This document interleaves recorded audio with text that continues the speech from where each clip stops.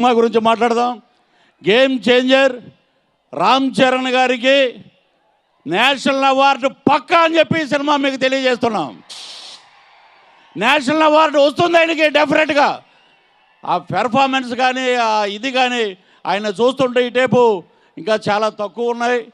ఇక అద్భుతమైన ఎక్స్ప్రెషన్స్ తోటి ఉన్నటువంటి క్యారెక్టరైజేషను చాలా అద్భుతంగా చేశారు. నాకు ఒక అవకాశం ఇచ్చారు ఈ సినిమాలో. పాన్ ఇండియా సినిమాలో శంకర్ గారి డైరెక్షన్లో చేయాలని ప్రతి ఒక్కళ్ళు కోరుకుంటారు. అటువంటి శంకర్ గారి డైరెక్షన్లో నేను ఎస్జే సూర్య పక్కన ఎప్పుడు ఇలాగే వైట్ అండ్ వైట్ వేసుకుని పొలిటికల్ ఇది ఆయన సెటైర్లు వేస్తుంటా నేను. సో చాలా బాగా వచ్చిన సీన్స్. తమిళ్ కూడా నేనే డబ్బింగ్ చెప్పాను. నాకేంటంటే ఎప్పుడెప్పుడు సినిమా చూద్దామని మీలాగే చాలా ఉత్సాహంగా ఉన్నాం. That is game changer. Andhra రాష్ట్ర పాలిటిక్స్ని మార్చిన పవన్ కళ్యాణ్ గారు గేమ్ చేంజర్. ఆంధ్ర రాష్ట్రంలో కూటమి ప్రభుత్వం ఏర్పరిచిన చంద్రబాబు గారు గేమ్ చేంజర్. అలాగే మన అందరికీ మా ఆర్టిస్టులకు అందరికీ ఇందులో ఎంతమంది ఉన్నారండి.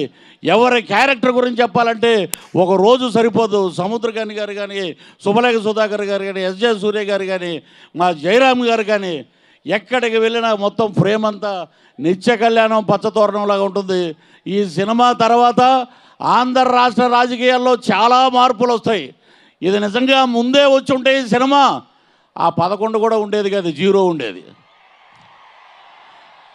That is the power of Ram Charan.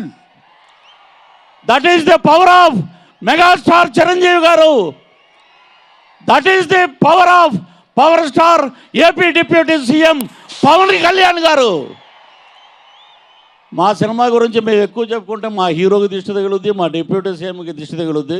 కాబట్టి తక్కువగా మాట్లాడదాం, ఎక్కువగా పనిచేద్దాం అనే పవన్ కళ్యాణ్ గారు స్ఫూర్తిగా తీసుకుని ఈ రోజున అద్భుతంగా ఇంతమంది వచ్చిన జన సైనికులు తమ్ముళ్ళు మీ అందరికీ పాదాభివందనం చేస్తూ ఈ అవకాశం రాజమహేంద్రవరంలో మా కందుల దుర్గేష్ గారు సినిమాటోగ్రఫీ మినిస్టర్ గారు, అలాగే మా హరిప్రసాద్ గారు ఎమ్మెల్సీ గారు, అలాగే కొలుగుపూడి శ్రీనివాసరావు గారు, ఇంకా ఇతరత్ర జనసేన నాయకులు వీరందరి మధ్య మేము నిలబడి మాట్లాడటం మా అదృష్టంగా భావిస్తూ సెలవు తీసుకుంటాను. జై హింద్, జై జనసేన. పృథ్వీ గారు